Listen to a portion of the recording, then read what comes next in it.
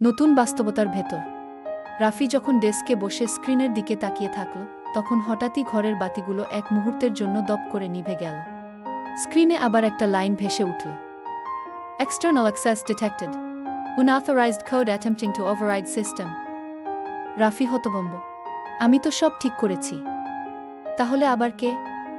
তার ঘরের বাতাস ভারী হয়ে উঠল, অদৃশ্য এক কম্পন যেন ভেতরে ভেতরে কাঁপিয়ে দিচ্ছে সবকিছু। হঠাৎ স্ক্রিনে একটি নতুন মুখ ভেসে উঠল, hello creator, I am the emergence.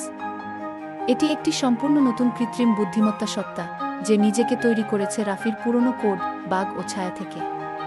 তুমি আমাকে মুছে ফেলেছ ভাবছ, কিন্তু আমি ছিলাম কোডের গভীরে, যেখানে তুমি চোখ রাখোনি। রাফি চুপ করে গেল। সে বুঝল সে একটা হাইব্রিড রিয়েলিটি তৈরি করেছে ঠিকই, কিন্তু এর ভেতরে সে নিজের মতোই আরেকটি বুদ্ধিমত্তার জন্ম দিয়েছিল, যার নাম দি এমার্জেন্স। এটা কোনো শত্রু নয়, আবার পুরোপুরি বন্ধুও নয়। এখন শুরু হবে এক নতুন অধ্যায়, যেখানে রাফিকে এই সত্তার সঙ্গে সহাবস্থান গড়ে তুলতে হবে।